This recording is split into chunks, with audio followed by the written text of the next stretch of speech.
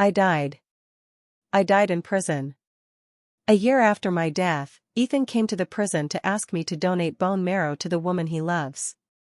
The female prison guard told him that Miss Serena had already passed away. Ethan sneered and said, "She's been locked up for a year without repenting, and now she's even instigating you to act with her." The female prison guard calmly handed him my belongings, saying, "Mr. Ethan, this is her death certificate and her personal effects." The moment he saw the pregnancy test report and the jade pendant, Ethan's eyes turned completely red. In the second month after Ethan sent me to prison, I died. With nowhere to go after death, my soul lingered in the Gu family's villa.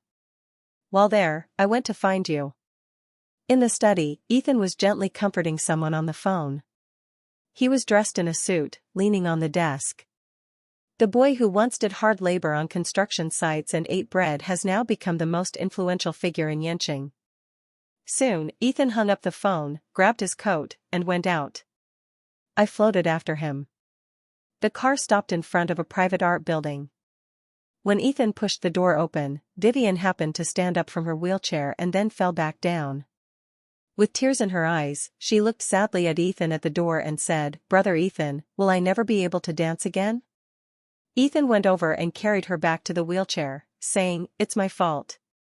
If I hadn't left you alone with Serena that day, you wouldn't have." His expression changed slightly as he continued, "I'll make sure she suffers more in prison." I smiled bitterly. He didn't need to do anything. I had already suffered enough and died.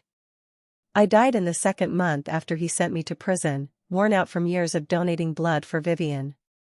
A flash of triumph passed through Vivian's eyes, but her face showed pity. "Brother Ethan, maybe Serena knows she was wrong. You should let her go. The doctor says my illness can't wait much longer. I need a bone marrow transplant to get better. Vivian suffers from severe aplastic anemia, and I was her walking blood bank.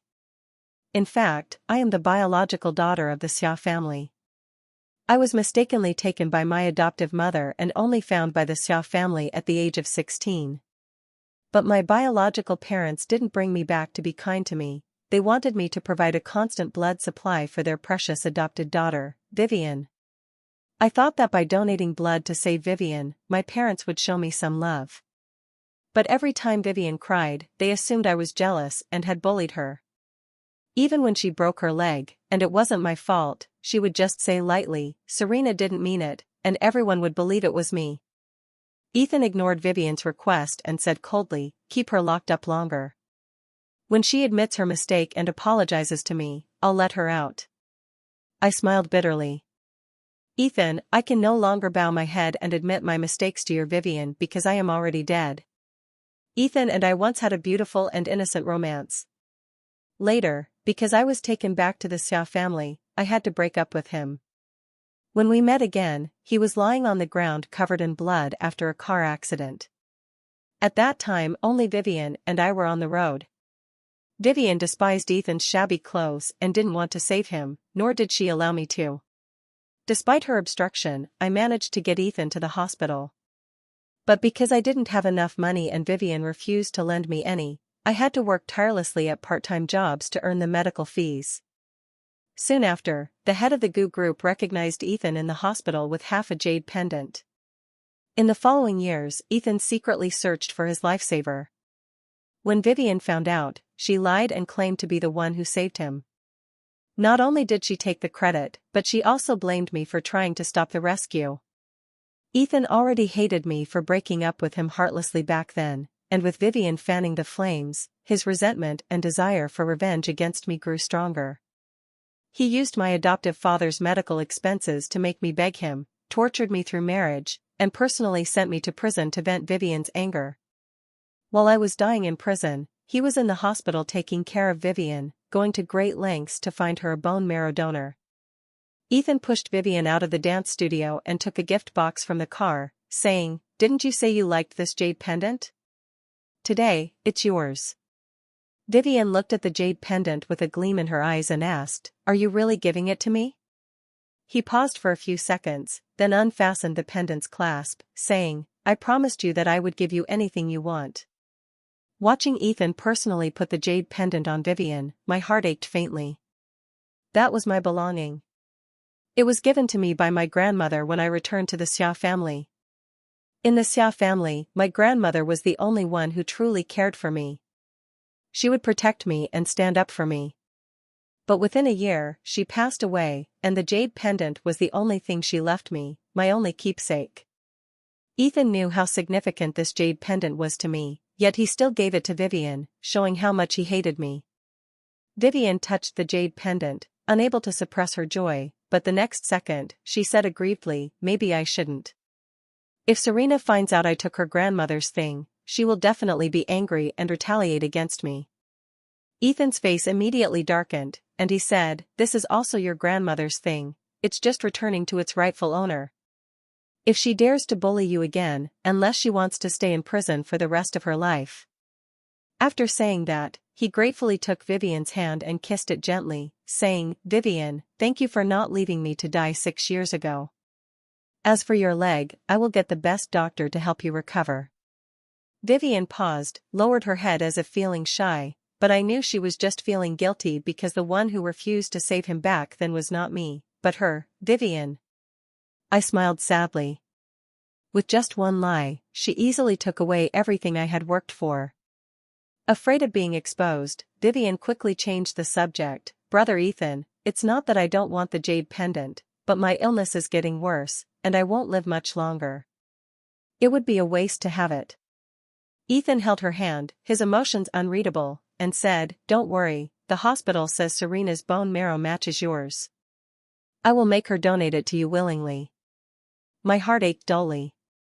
"Ethan, so in your heart, I have become just a tool to save Vivian?" "But Ethan, this time you won't get your wish. A dead person cannot donate bone marrow." 3 days later, Ethan stepped into the prison again after a year.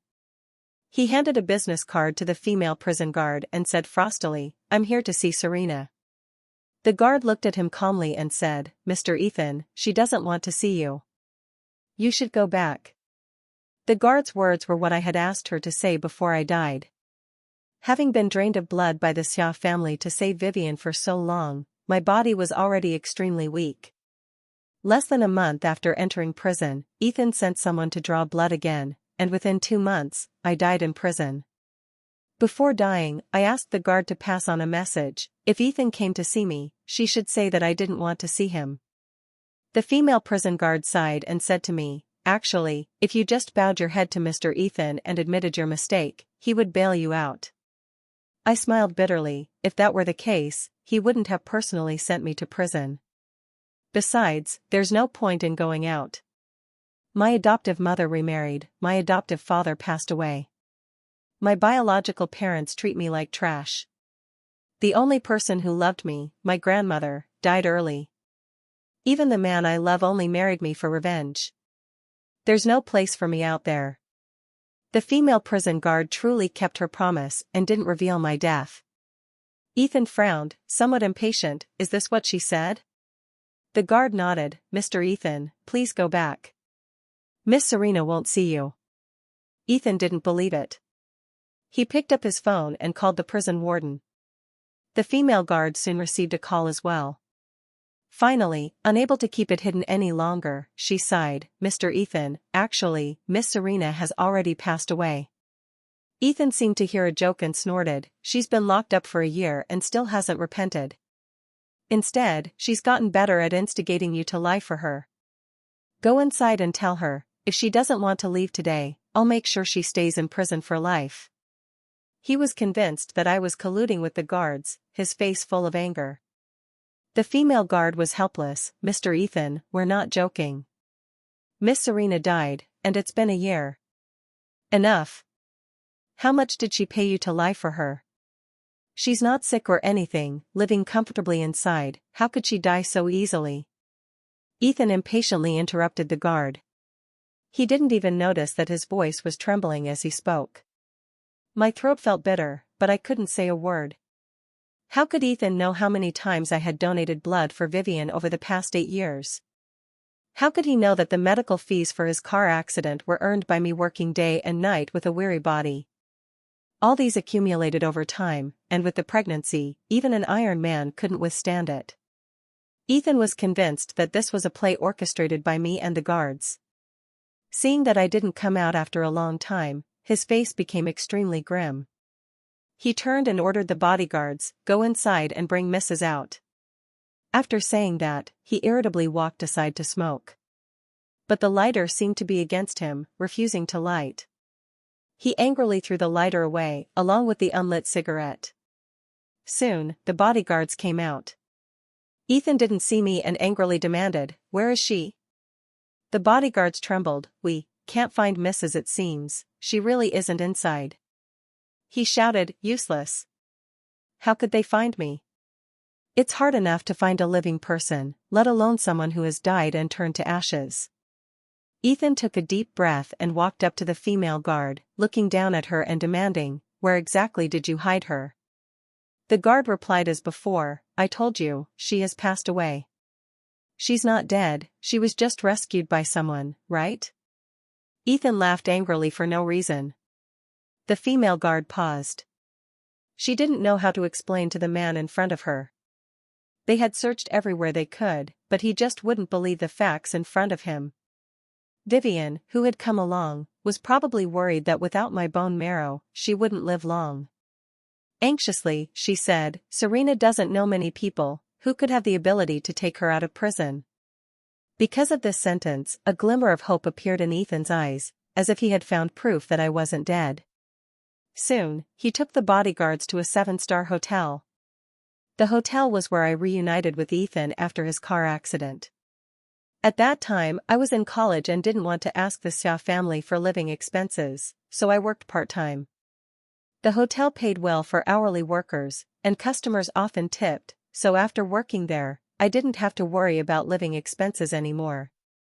Ethan found the hotel's top floor and kicked open the door. In the suite, a young man looked up in confusion. He pushed away the woman in his arms and walked up to Ethan, asking, "Ethan, what's the matter?" "His name is Julian, the owner of the hotel and one of the few people who dared to help me. Once, after donating blood to Vivian, I fainted outside the hospital, and he happened to see and save me. Thinking I was selling blood, he gave me a business card and offered me a part-time job at his hotel. Almost all my living expenses for 4 years of college were earned from the hotel. I never thought that when we met again, it would be across the divide of life and death." Without a word, Ethan grabbed Julian by the collar and angrily demanded, "Where did you hide Serena?" Julian frowned, "If your wife ran away, go find her." "What do you mean by coming here to ask for her?" In the entire Yancheng, he was the only one who dared to stand up to Ethan. When my adoptive father was critically ill and I had no money for treatment, Ethan, to retaliate for my breakup, warned everyone in Yancheng that anyone who lent me money would be opposing the Gu family. Julian, fearless, lent me 50,000 in front of him. After learning that I had been supplying blood to Vivian, he helped me escape abroad. But Ethan's influence was too great, and I was caught by his people before I could board the plane. Because of this, Ethan targeted Julian everywhere, constantly suppressing his family. Fearing to implicate the He family, I never accepted his help again. Ethan was getting impatient, the veins on his hand bulging as he gripped Julian's collar. "Julian, I have no patience to play games with you. Besides you, who would dare to take her out of prison? Julian, I know you like Serena and have secretly helped her many times, but she and brother Ethan are not divorced yet. Is it appropriate for you to hide someone else's wife like this?" Vivian wheeled forward, pretending to. After hearing this, Ethan's face turned livid. Vivian was truly cunning, skillfully stirring the pot. She implied that Julian and I had an improper relationship, making Ethan misunderstand me and hate me even more. Unfortunately, I was already dead. Even if Ethan hated me more, I couldn't react as she expected. Julian reacted, somewhat shocked. "What prison? When did Serena go to prison?" Ethan thought he was pretending and laughed in anger. "Julian, it's a pity you're not an actor. Do you think you can hide her forever?" He paused, looked around, and since he didn't see me, he said grimly, "I will make you personally bring her back to the Gu family." After saying that, he forcefully let go of him and strode away. Vivian, afraid that Julian had really hidden me, snuggled into Ethan's arms on the way back and deliberately provoked him. Brother Ethan, maybe we should just forget it. Serena and Julian are already in love. If he knows you're looking for Serena to donate bone marrow to me, he definitely won't hand her over. I think we should just let it go. What love? That bastard just helped her a few times, and she mistakenly thought it was love. She's utterly foolish. Ethan retorted subconsciously. The next second, he irritably closed his eyes. Don't worry about the bone marrow. I will make Julian obediently bring her back and then have her donate the bone marrow to you. Vivian responded. After getting his promise, she secretly curled her lips. The next day, to force Julian to hand me over, Ethan returned to the company and launched a series of suppressions and commercial sanctions against the He family's businesses. I knew Ethan was powerful now, but I didn't expect that in less than half a month, he would plunge the He family's businesses into an unprecedented economic crisis. The He Group's stock plummeted, and directors withdrew their shares one after another. When old Mr. He learned that Ethan was targeting the He family, he immediately came to plead, "Young man, one should be forgiving when possible. The He family and the Gu family have always minded their own business, with no conflicts of interest. Why do you insist on targeting the He family?" Ethan showed no mercy, sneering, "Isn't it because your He family has problematic morals? The old one seizes others' land, the young one occupies others' wives. I'm just returning the favor." Upon hearing this, Julian angrily slammed the door and left. After a few steps, he had a heart attack and fainted. Watching Ethan crazily suppress an innocent family, I felt both angry and powerless. I could only float above like a wisp of smoke, observing. "Serena, do you see? This is what happens to other men who help you. This is the price you pay for abandoning me." Ethan stared at the continuously plummeting stock price of the He Group on the computer screen, his eyes fierce and cold. Hearing his unabated hatred for me, my eyes stung with tears. "Ethan, when you realize that I am truly dead, will you let go of your hatred for me? Would you feel sad for me? Probably not. After all, in your eyes, I am the bad woman who abandoned my adoptive father and our relationship for wealth and glory, and even stopped Vivian from saving you." Soon, news came that Vivian's condition had worsened. Upon learning this, Ethan finally put aside his work of suppressing the He Group and rushed to the hospital. Since I couldn't be too far from Ethan, I was forced to follow him to the hospital. "Ethan, have you found Serena?" As soon as he entered, the Xiao family couple eagerly asked Ethan about me. They were anxious. The doctor said Vivian's condition can't be delayed any longer. She needs a bone marrow transplant as soon as possible, or she might not make it through the next 2 months. Their faces looked haggard. No doubt, they had been worrying a lot about Vivian during this time.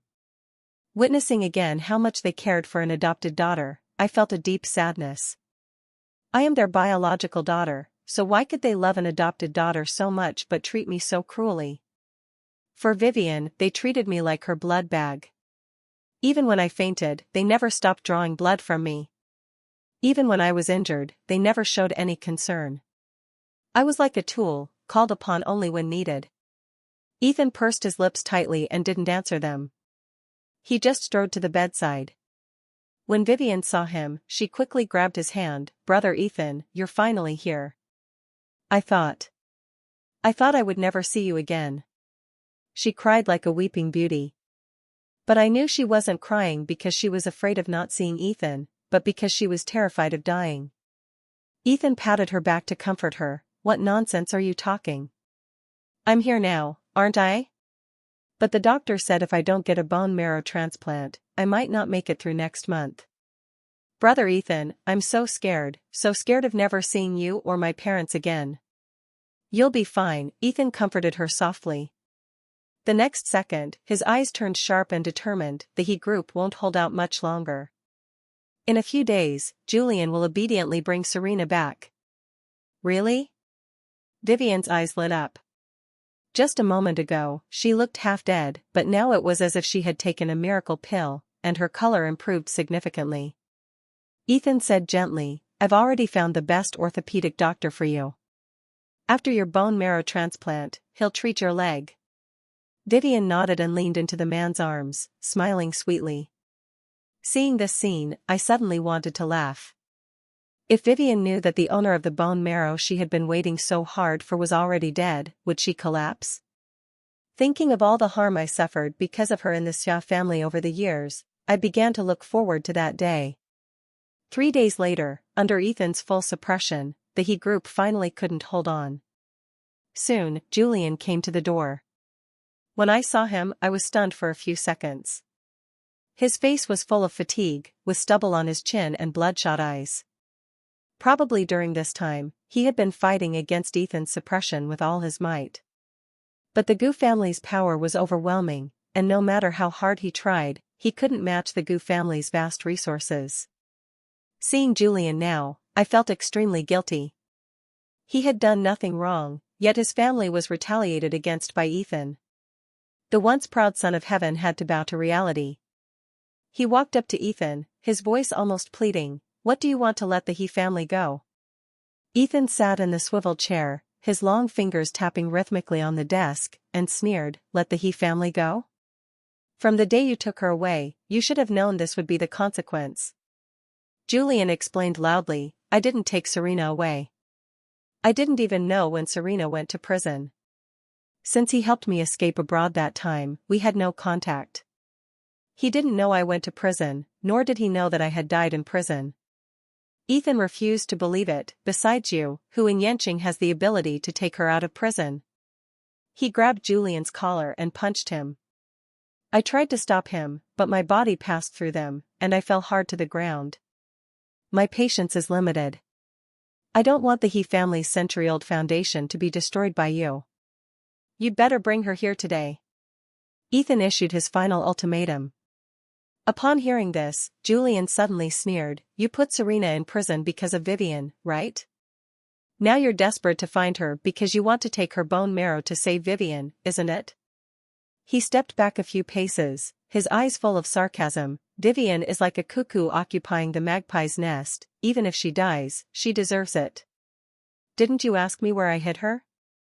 Aren't you all powerful? Find her yourself." Listening to Julian's words, my eyes welled up with tears. The countless grievances in my heart finally seemed to be seen by someone. There was a time when I could only keep these grievances to myself, with no one to confide in, no one who cared. As soon as Julian left, Ethan violently swept everything off the desk. I thought he would stop there and cease his suppression of the He family, but he intensified his efforts. He manipulated public opinion to deliberately smear the He group. As a result, within less than a month, the He group's market value evaporated by billions. "Serena, aren't you the most soft-hearted? Seeing the He group ruined because of you, are you still unwilling to come out?" One day at noon, Ethan sat in front of the computer and suddenly murmured to himself. To get the bone marrow to save his current beloved, he went to great lengths. His actions against the He group had escalated from initial suppression to step-by-step annexation and acquisition. I couldn't stop him, I could only watch helplessly as he dealt a deadly blow to the He family. I hated Ethan at this moment, desperately shouting and hitting him with all my might. But what actual harm could a soul do? He couldn't hear my shouts, and my punches and kicks couldn't hurt him.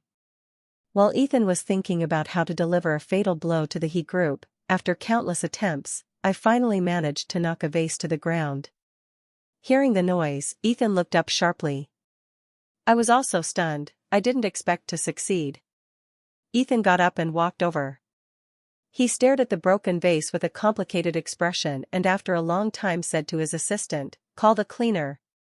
After giving the order, he returned to his desk irritably. I was on edge, but seeing that he had lost interest in work, I breathed a sigh of relief. On the weekend, at 5 a.m, Ethan suddenly had a dream. He sat up abruptly, drenched in sweat, his eyes filled with pain and confusion. He glanced at his phone, quickly got out of bed, grabbed his coat, and strode out. I thought it was Vivian going to the hospital again, so I hurriedly followed. Upon reaching the destination, I found that Ethan's car was parked at the He family's old residence. Outside the old residence, there were bunches of yellow wreaths, and seeing this scene, my heart sank. Had someone died? The further I went in, the heavier my heart became. I saw Julian kneeling on the ground, and in the coffin lay an 80-year-old man. I heard from the people around that yesterday, old Mr. He wanted to visit Ethan again to beg him to spare the He group, but unfortunately, he had a car accident on the way and passed away. Ethan walked over and offered incense. Julian, however, mocked, "Ethan, are you here under the pretext of mourning to ask for someone?" After offering the incense, Ethan turned around and looked down at him. "As long as you tell me where she is, I will give up the plan to acquire the He group." This bastard. Even now, how could he utter such threatening words without any guilt? Old Mr. He died because of him. Julian remained unmoved. "Ethan, you deserve never to see her again in this life. Vivian is destined to die." He raised his eyes, the light gone from them. "Actually, you already know she's dead, don't you? You just don't want to believe it because you're afraid that the only chance to save Vivian is gone." "What do you mean?" Ethan was stunned and staggered back a few steps. Julian didn't say anything more, just kept mocking himself, as if he hadn't lost this business war. Leaving the He family, Ethan was in a daze. He drove absent-mindedly on the highway, almost causing accidents several times. "Watch out for the car." Seeing the speeding truck, I closed my eyes and screamed in fear. But Ethan couldn't hear me and continued to floor the accelerator recklessly. Finally, the car drove back to the prison. The man didn't get out for a long time. He just sat in the car, staring at the prison gate while smoking. I didn't know if it was because he was afraid that if I was really dead, Vivian would also die, or for some other reason, but his hand holding the cigarette was trembling slightly. He didn't even notice the ash falling on his suit pants. I smiled bitterly, my heart aching. It would be a lie to say I wasn't jealous. Vivian was just the adopted daughter of the Xia family, yet she had everyone's love. When she cried, someone would comfort her; when she was injured, someone would care; when she was sick, someone would spare no effort to cure her. And my existence was merely a tool for others to prolong their lives. I don't know how many cigarettes he smoked before Ethan finally threw away the cigarette butt and strode towards the prison. It had been over a month since his last visit. When the female prison guard saw Ethan coming, she was stunned for a few seconds, then slightly bowed her head. "Mr. Ethan." Ethan didn't respond. After a while, he said in a deep voice, "Tell her that as long as she comes back obediently, I will let bygones be bygones. Whatever she wants, I will give it to her, even if she wants." He paused, his voice hoarse. "Even if she wants a divorce, I will grant it." If I had heard this before, I might have been very happy. Unfortunately, it was too late. When I first found out I was pregnant, fearing that staying in the country would mean continuing to supply blood for Vivian and endangering the fetus, I had mentioned divorce to him several times. But he thought I wanted a divorce to be with Julian, and just sneered, "In this life, I only have widowhood, not divorce." Later, Vivian somehow found out about my pregnancy. Afraid that if I gave birth, Ethan might change his attitude towards me, she deliberately fell from the second floor. Ethan thought I pushed her and, in a rage, sent me to prison. Now thinking about it, Ethan's words came true.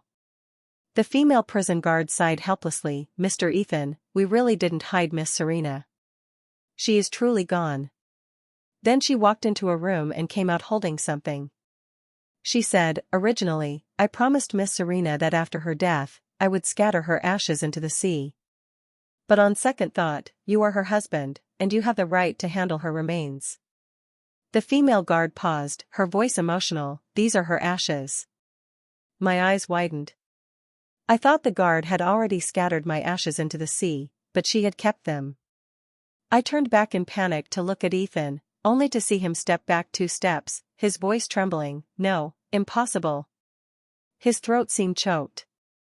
I hoped he could, for the sake of our 2 years as husband and wife, scatter my ashes or find a good place to bury them, so I could have a resting place instead of lingering by his side. Ethan growled, "Are you joking with me?" I smiled bitterly. "Ethan, accept the reality. Ethan, accept the reality." At the same time, I heard a middle-aged man's voice. I turned my head and saw the prison warden walking over with a grave expression. He patted Ethan's shoulder. I've checked, no one took Serena away. The surveillance has the last footage before she passed away. Impossible. Ethan shook his head. No, without my permission, how could she die? Is that so? But wasn't it your people who came to the prison to draw my blood? In the end, my death is half due to him. If it weren't for his instructions, who would dare to draw blood from a prisoner in prison? If it weren't for him, I could have at least safely given birth to the child. The female guard placed the ashes on the table, then took a small box from a storage bin and calmly handed it to Ethan. Mr. Ethan, this was found under her mat when our people were sorting her belongings after she passed away. The moment he saw what was in the box, Ethan's hand trembled. His pupils shook as he slowly picked up half a jade pendant. The jade pendant was given to me by him when I saved him 6 years ago, while he was unconscious. It matched the piece he had, making a complete one. At the time, I planned to return it when he woke up. Later, the Gu family recognized him and transferred him to a better hospital, so I kept this half of the jade pendant. Ethan put down the jade pendant and picked up the folded paper in the box. I instinctively reached out to grab it, but forgot that I was already dead. Even if he knew about the child's existence, he couldn't disallow it anymore. He slowly opened the pregnancy test report, and when he saw the ultrasound image, he was stunned. She was pregnant? The female guard nodded. When she entered prison, she was already 2 months pregnant. He choked, his voice hoarse. What about the child? The guard replied, when she passed away, the fetus was only a little over 3 months old. 3 months, just beginning to form, how could it be born? I looked down at my flat belly. It said that unborn children have no souls, so even as a spirit, I had never seen that child. So, she died less than 2 months after entering prison. Why didn't anyone tell me? Ethan's voice trembled severely. His eyes, staring at the pregnancy test report, were red and moist. The female guard said calmly, the person you sent said that in the future, whether she lives or dies, there's no need to report to you.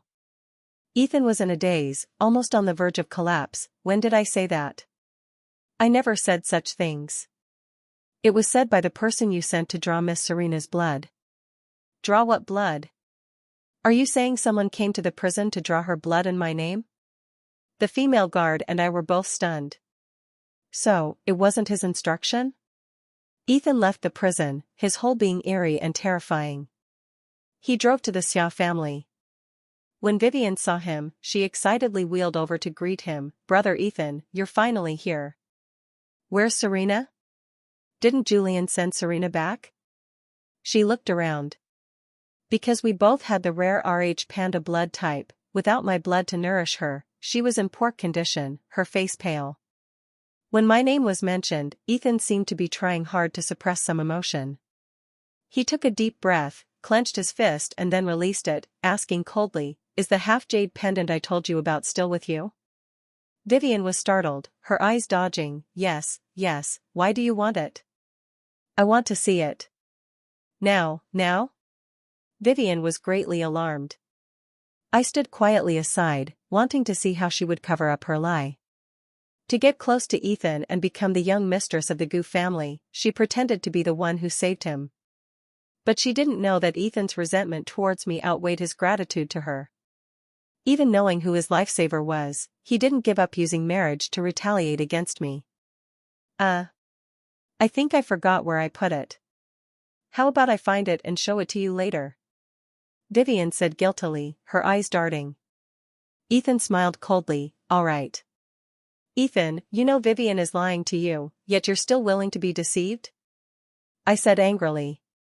Seeing Vivian being trusted and loved time and time again, I suddenly felt like a joke. No matter how hard I tried to explain, I couldn't get anyone's trust, while she could resolve all difficulties with just a light sentence. I shouldn't have had any expectations of Ethan. He doesn't fall in love easily, but once he does, he loves wholeheartedly. Vivian is the best proof of that. Seeing that she had gotten away with it, Vivian eagerly asked, where's Serena? Did Julian send her back? Yes. Really? Where is she? Ethan clenched his fist, trying to control something. In the hospital. I'll take you there now. Vivian was overjoyed. Great. I frowned, somewhat confused. Why did Ethan lie to Vivian? Curiously, I followed behind Ethan. But Ethan didn't take Vivian to the hospital. Instead, he brought her to an abandoned warehouse. In the warehouse, several bodyguards were pressing 3 people in white coats to kneel on the ground, their heads bowed, bodies trembling. Vivian looked at those people curiously. Brother Ethan, didn't you say we were going to find Serena? Why did you bring me here? Ethan sneered sarcastically, to draw blood. Vivian was puzzled. Whose blood? Serena's? Where is she? The man said grimly, isn't it in your body? He nodded to the bodyguards nearby. Understanding, the bodyguards pinned Vivian to the wheelchair. Vivian didn't know what was happening and looked at Ethan in horror. Brother Ethan, what are they going to do? Ethan ignored Vivian and turned to the people on the ground, ordering, however much blood she had you draw from Serena before, now draw that much from her. Yes, yes, yes, we'll do it now. The people in white coats stood up from the ground, went to the toolbox nearby, and prepared for the procedure. Looking at the familiar faces, I was shocked. Weren't these the people who came to the prison to draw my blood a year ago? So, they weren't sent by Ethan, but by Vivian? Vivian looked at the approaching people in fear. Don't draw my blood. My blood is very rare, if you draw it, I won't survive. Your blood is rare, but isn't Serena's blood rare too? Ethan roared, his eyes instantly turning red. How dare you? How could you do this? She was in prison, and I arranged for her to be well fed and cared for, but you took her life. What, you said Serena is dead?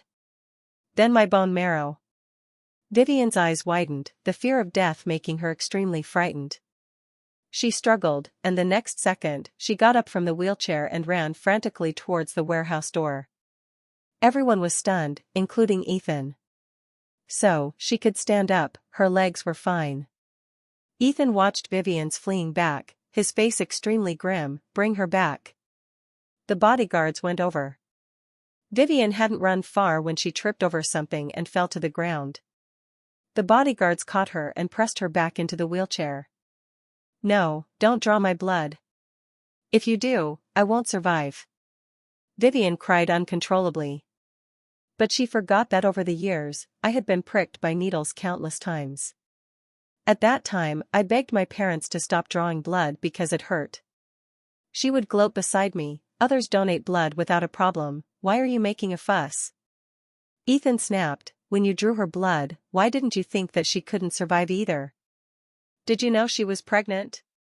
I am your lifesaver, you can't treat me like this. Ethan sneered, lifesaver? Vivian, I already know. The one who saved me back then was Serena, not you. The one who stopped her from saving me was you, right? No, it's not.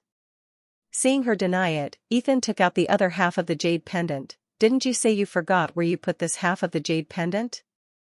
How come it was with Serena? It was Serena who stole my jade pendant. Lying even on the verge of death. If she stole your jade pendant, why didn't she claim to be the one who saved me? Did Serena tell the truth? That damned bitch is dead. Wait, if she's not dead, then I can be saved. Vivian was terrified but also showed a hint of joy. Hearing her words, Ethan finally couldn't control his rage. What are you standing there for? Draw the blood. He turned his back. Behind him was Vivian's desperate pleading and crying.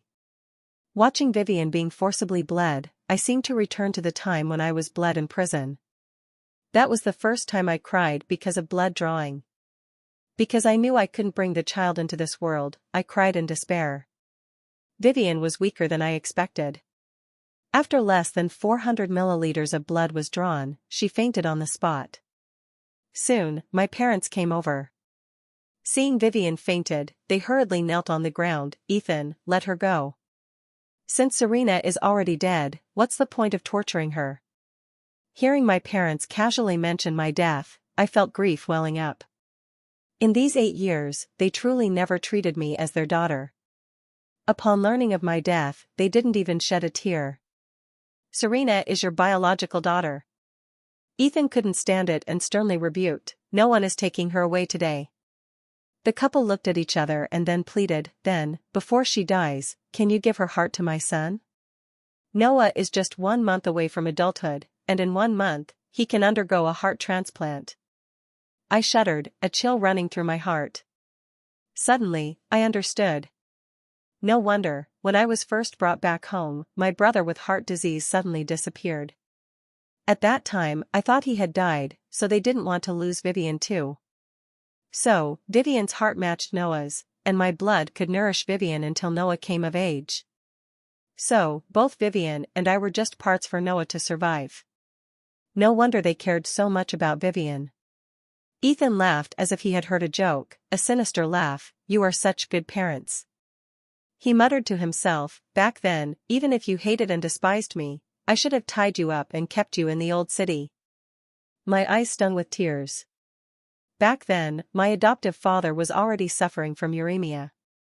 I only agreed to go back to the Xia family with my biological parents to get some money to save him, which forced me to break up with Ethan. But I didn't expect that my biological parents wouldn't keep their promise and instead treated me as Vivian's blood bag. No matter how the Xia couple begged, Ethan still didn't hand Vivian over to them. Within a week, Vivian died from repeated fainting and forced blood drawing. Seeing that Vivian was dead, my parents were in despair. Noah is Serena's biological brother. If he dies, aren't you afraid Serena will hate you? Ethan stared at the urn gently. If she sees that the person who deserves to die the most didn't die, she would be angry with me. Ethan, you are simply inhumane. Do you think Serena's death has nothing to do with you? You are the main culprit who killed her. Ethan didn't get angry, instead, he nodded happily, I know. After I deal with you, I'll go apologize to her. I looked at him in astonishment, unable to see through his thoughts. He stood up holding my urn, Assistant Yi, arranged to throw them all into prison. The Xia couple was stunned and retreated in panic, you can't arrest me, Noah is still in the hospital waiting for us. Ethan scoffed, since you are so worried about him, shall I send him in to reunite with you? With that, Ethan walked out of the study holding my urn. Overnight, the Xia couple was imprisoned for tax evasion. After they went to prison, because they were too worried about their son outside, one went mad, and the other died from falling while trying to escape. A week later, the hospital issued a critical condition notice for Noah. As the only one related to the Xia family, Ethan personally went to the hospital to take over Noah's affairs. Originally, he planned to sign the form to give up resuscitation, but when he saw Noah in the hospital, he still signed the consent form and used his connections to find a heart for him. Back at the villa, Ethan sat holding my urn for 3 days and 3 nights. His eyes were moist and red, his voice hoarse and low, I'm sorry. That day, I originally wanted to sign to give up resuscitation, but he looks so much like you.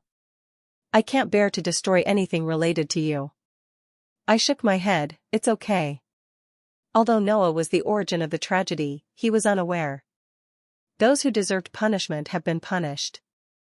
I should also let go of my obsession and leave this place. Suddenly, Ethan smiled, you shouldn't have secretly hidden the child's existence. The pills I reminded you to take after each time were just vitamins. Did you think I really hated you? I just hated that you abandoned me, hated that in those years, you never thought of me. I was stunned and smiled bitterly. What's the use of saying this now? There's a very accurate master who said you are still by my side. That time the vase fell, it was you, right? The more Ethan said, the more tears flowed. His chin, neglected for a long time, had grown a circle of stubble. His handsome face was full of pain. She also said I still have karma and can't die now. If I die, I won't see you in the next life. She's very accurate, I can't take the risk. Ethan spoke to the air. I nodded, listen to the master and live well. He choked, pleading, can you wait for me? I shook my head, Ethan, being alone in this world is too lonely, too desolate. Loving you is too painful. I floated to the window, turned back to Ethan, and said, "Goodbye. If there is a next life, let's not meet again." With a bang, the half-jade pendant fell to the ground and shattered into pieces. Ethan looked down at the fragments, crying silently.